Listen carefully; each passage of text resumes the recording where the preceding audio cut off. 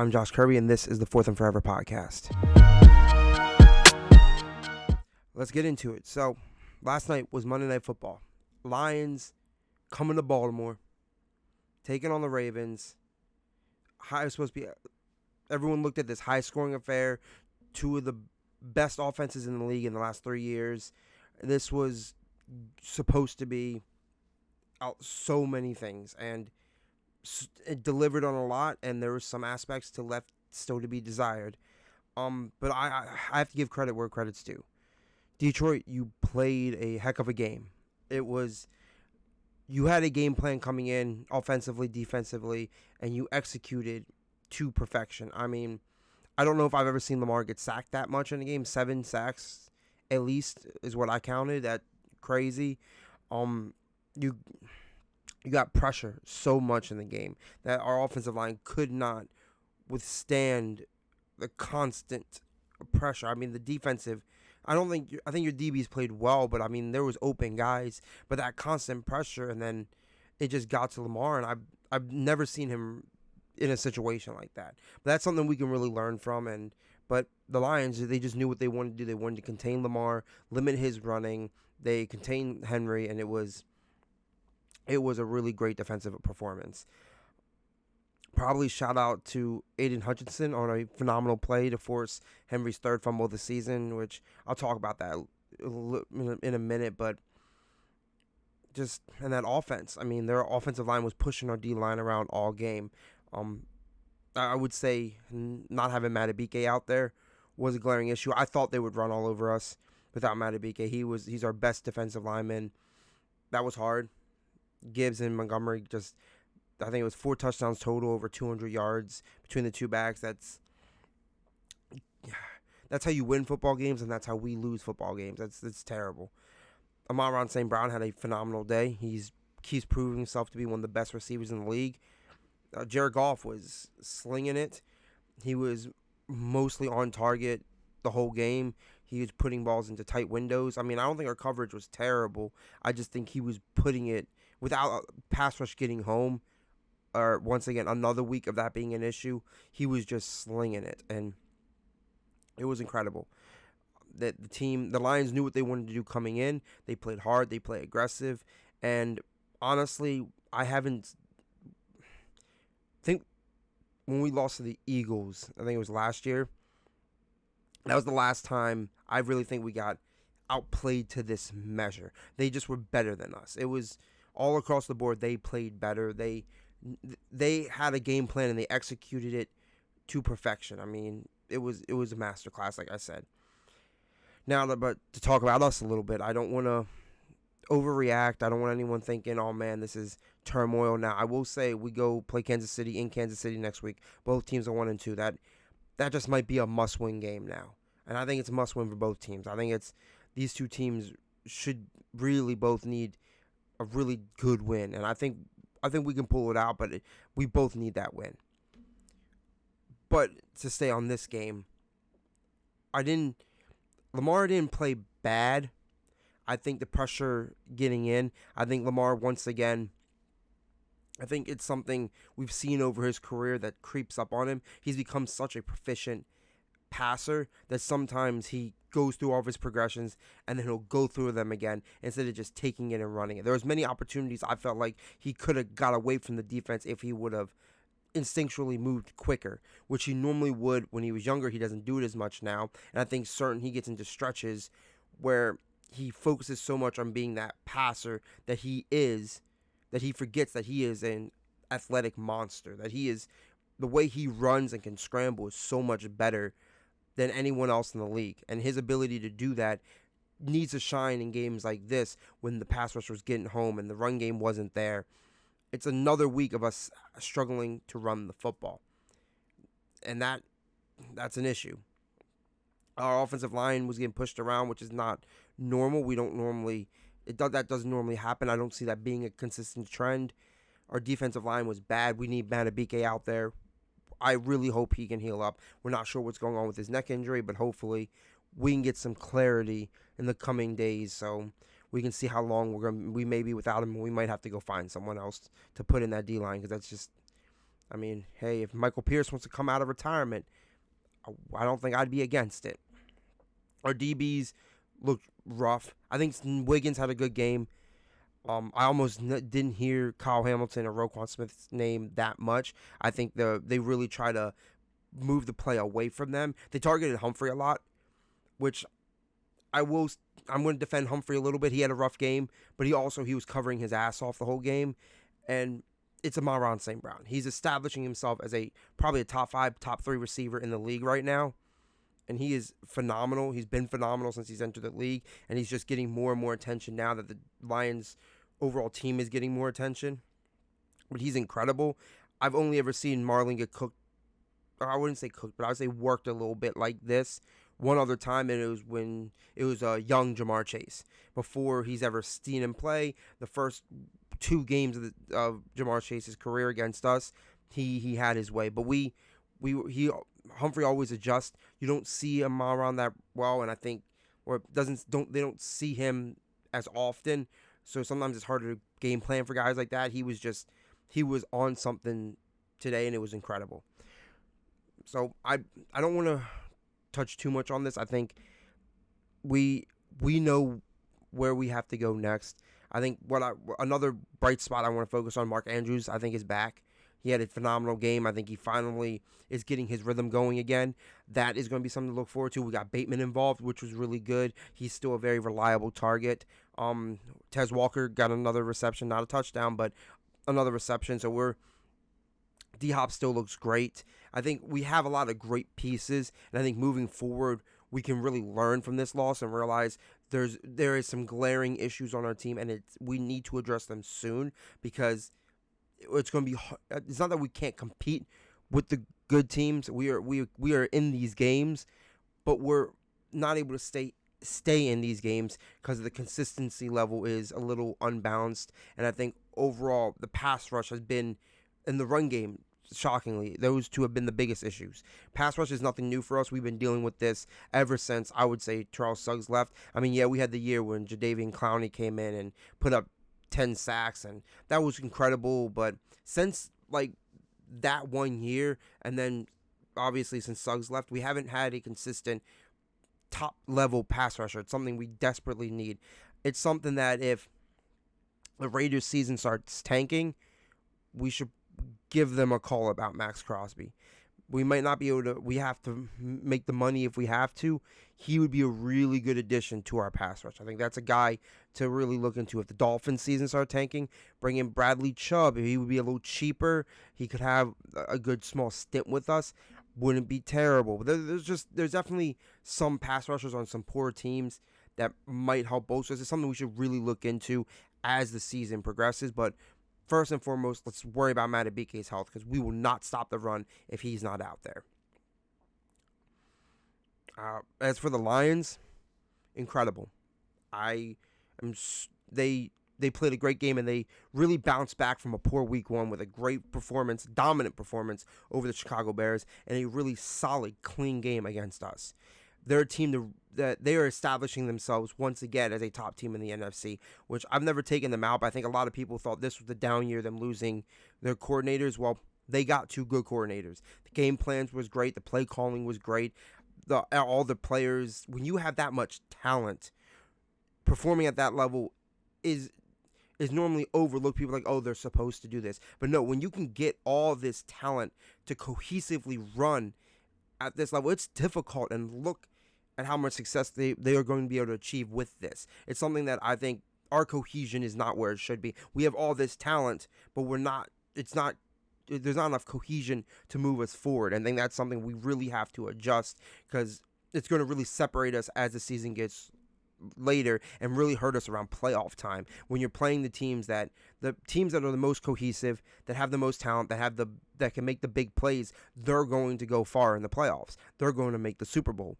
If you can't win needed games, and you can't have your elite players be elite and your depth players rise above, then you really have to sit down and look at the roster and see where's the holes, how do we improve, how can we get this more molded into a more solid team.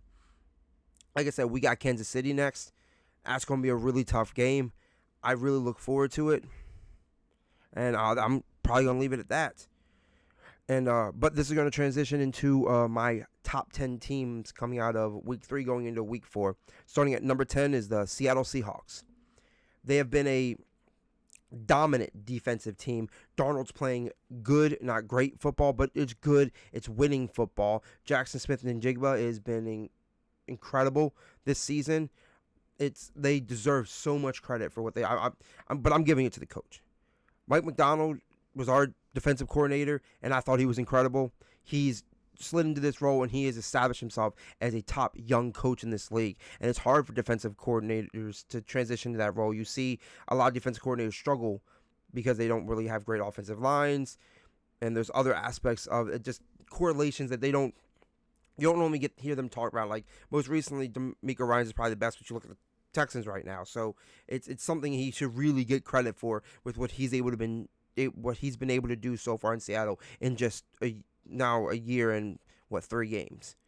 So Seattle at 10. 9, the San Francisco 49ers. When you're winning with a backup quarterback, your second or third best offensive weapon, George Kittle, not playing, and a defense that lost Nick Bosa relatively early in the game and no longer has Ufunga or Greenlaw from last year, and you're still winning, that's impressive. And you win different ways.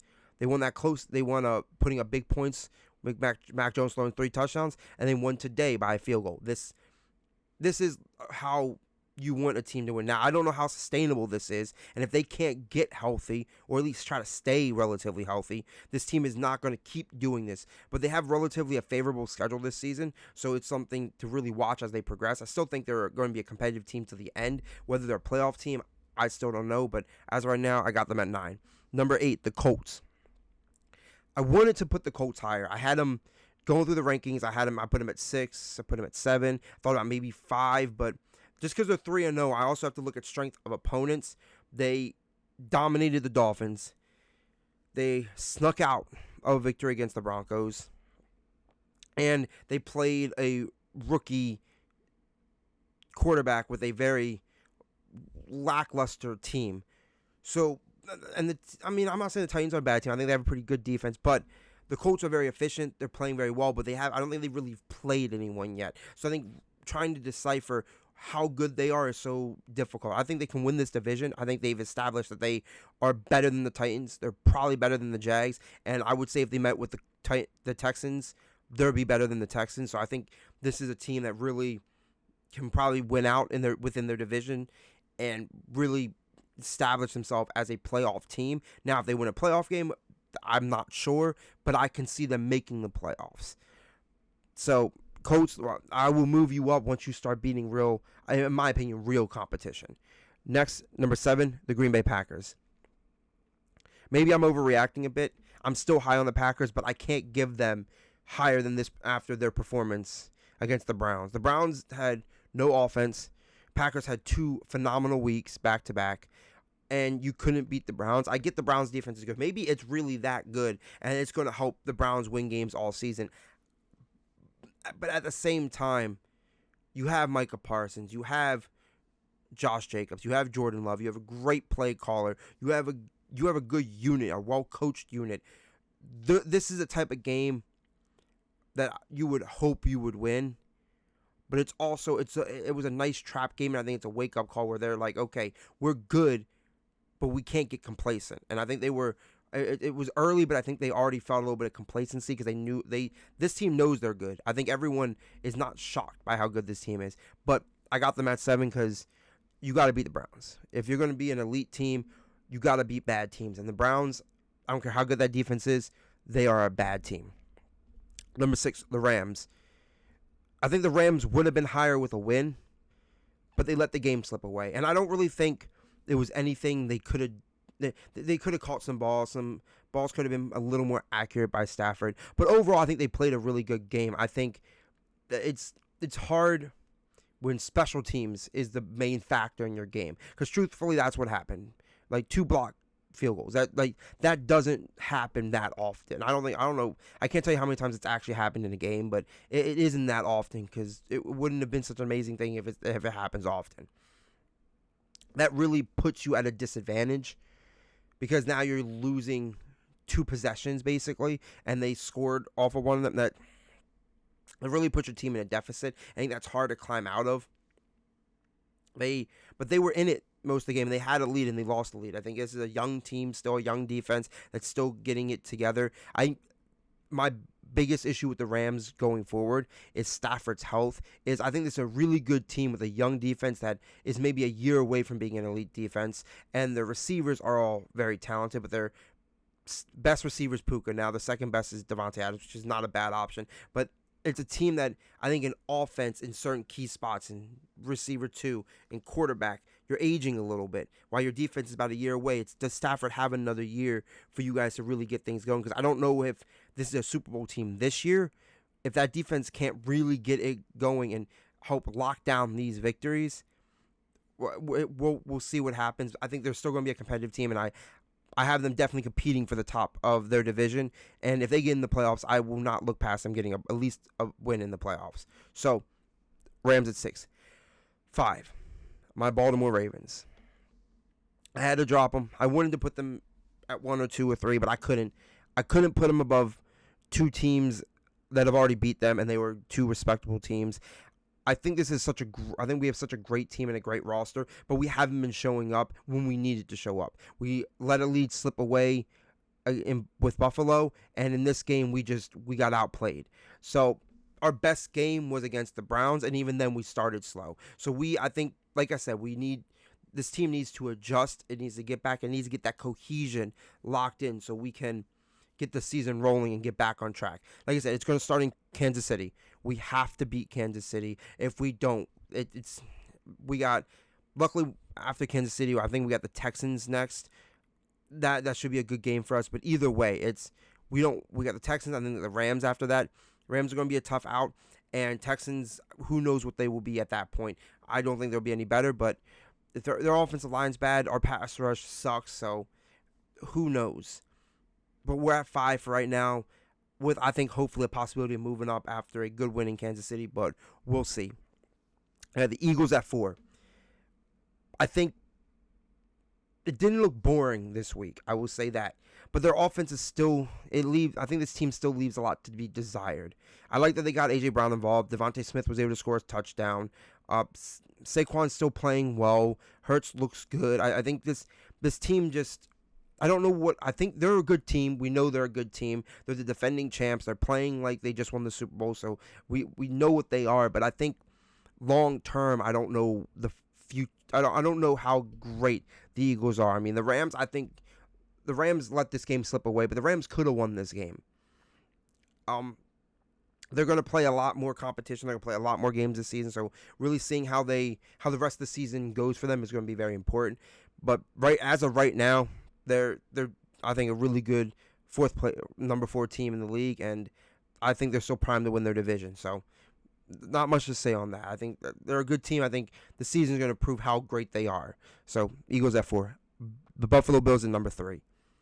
I debated on putting them in any of the top 3 spots. I think they deserved it. I think once again, strength of competition matters. Beating up on the Jets, beating up on the Dolphins, and the Dolphins keeping it close. That's hard. That's hard. Like, it was 2 divisional games good. You're up 2-0 in the division. That's real good for you guys. But at the same rate, strength of opponent always matters, and how you perform in those big key moments. I think the other 2 teams ahead of them have proven just a little more. And it's not much more, but a little bit more. And that leads me into the team that won on Monday Night Football, the Detroit Lions at number 2. And I like I said, I think I've sung their praises enough in the video, so I'm not going to go too deep into the Lions, but they're a great team, well-coached team. Their coordinators seem to be working even as replacements. Defense plays hard. You got weapons all over the field. It was crazy. I mean, it was like, Laporta got the ball. You got Jameson Williams running. You got Myron St. Brown doing his thing. You got Gibbs and Montgomery doing their thing. Goff lighting it up. Like, they're 2 young guards playing great. Like, it's just, It was great. They really have proven themselves, and like I said, strength of opponents. It was a rough week one against Green Bay, but we saw Green Bay get walked by the Browns. They dominated the Chicago, which would have been considered a bad team, but they kind of whooped them, the Cowboys, and then they beat us, the Ravens, which in the past, since we've had Lamar, it's been pretty much for most of our franchise under John Harbaugh has been considered a very good to great team. So I think Lions at number 2 is very respectable for them. While my number 1 spot right now is some people are calling him the greatest coach of all time. Colin Cowherd is specifically saying that. I don't know if he is, but the Chargers at 1 definitely is deserving. Holy crap, are they playing great football? Herbert looks like the potential MVP. Maybe that little bit of Hall of Fame talk that Harbaugh was talking about. Maybe I'm a little biased because it's a Harbaugh brother, and I'm feeling the love there. But no, this team's great. Herbert's great. I think they're going to be able to establish a good running game with this young guy. Now, it sucks losing Najee, so you don't have that 1-2 punch. But I think Hampton's going to do well. Keenan Allen's brought him back cheaper after he left for a year to go to Chicago. He's playing great. Larry McConkey's still doing good. That defense has a Derwin James, bunch of nobodies, and then Khalil Mack's hurt for 4 weeks. But they still were able to pull out this win, and it can't be understated when you start the season off against your 3 division opponents and you beat them all. You dominate one. It was a nice, good comeback for the other, and it was just an overall great game plan in week 1. So I think this is a team that can go really far this season. I had them winning their division, and I think this is their division to lose at this point. I think that's how good they are. I think they are primed to win this, and if they let it slip through their hands, that's a huge problem. Because there should be no reason they don't make it at least to the playoffs and potentially a number 1 seed. This team is that good. So, like I said, Chargers at 1. That's top 10. That's the top 10 teams going into week 4. Now let's talk about my picks for the week to end the video. Let's start with, I got Seattle, their favorite at 1.5 over Arizona. I think Seattle can pull this out. This is a great game for Seattle. Arizona's offense is good, but not great. This defense is phenomenal. I think Arizona's defense is okay, and it's not going to be a high-scoring game. It's probably a relatively boring football game. I could see it being very similar to the Arizona-San Fran game. I could see it being like a 14-17, 16-13 kind of game, but I think Seattle can squeak it out. Next, I got the Texans at 6.5 over the Tennessee Titans, but I have the Titans covering. This is a really interesting game to bet.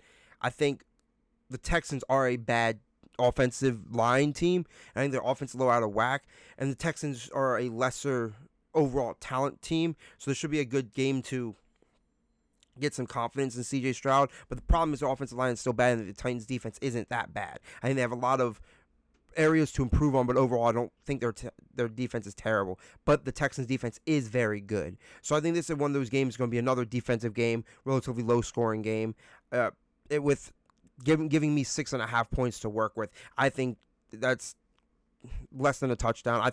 I definitely could see this game being more of a 3-point game, 3 to 4 point game. So I'm definitely got the Titans covering, but Houston's going to pull it out. Next, Bears at 1.5 over the Raiders. Bears are favored. I think it's a great matchup for the Bears to keep it rolling from Dallas. The Raiders are clearly not who they were supposed to be. Geno's not playing that well. Max Crosby is the best player on that team, I think, overall, and he can't win it. He can't win the whole game himself. The Brock Bowers is great, but he's still nursing that knee. It's not a good team. I'm not really scared of the Raiders. I think I was trying to be excited for them because I was okay on Geno, and I really liked Pete Carroll, but I think this is a team that's just doomed to fail, and this Chicago team should have another really good showing against the Raiders team, and good for them. Next, Chargers at 6.5 over the Giants. I've already been saying the Chargers' praises. I've bet on the Giants twice and bit me in the butt both times. I think they're going to still end up starting Russ, and I think it's going to be a mistake, and the Chargers are going to tee off on this team. It's going to be a dominant Chargers victory. At 6.5, I think they'll easily win by 2 scores, easily.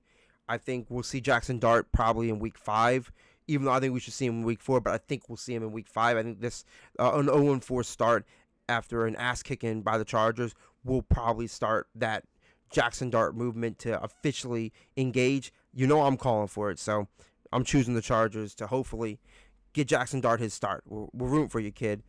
Next is the New England Patriots. I got them they're at a 5.5 favorite over the Panthers. I got New England winning this game. And the Panthers, they put up 30 on Atlanta, so they certainly put up points. But is that just Atlanta being bad or Carolina desperate for a win? I still don't think Carolina is that great. I think this New England defense is pretty good. Not great, but pretty good. And we've proven that the Panthers are not. They're not that great of a team. They haven't been. They won a divisional game, cool, but I don't think they're going to beat the Patriots. Patriots should have beat the Steelers. They beat themselves. So this is, I think, a really good game. This is over that I think a lot of people would really like. I am choosing a lot of overs this week, but this is one I think I'm most confident in. I like Drake May, but I think he's got a lot to prove, and I think it's a team that is still trying to find their footing, and they might, like I said in the pod, I think they're going to be a better team next year than they will be this year. I maybe overhyped them, but I still think they're going to be a really good team. So there we have it. Let me go over it again. We got the Texans over the Titans with the Titans covering, Bears over the Raiders, Seattle over Arizona, Chargers over the Giants, and New England over the Panthers. And there we have it. I hope everyone have a great rest of your day. And this has been the Fourth and Forever podcast. Please like and subscribe and comment and engage with me. Thank you all again. Have a great rest of your day.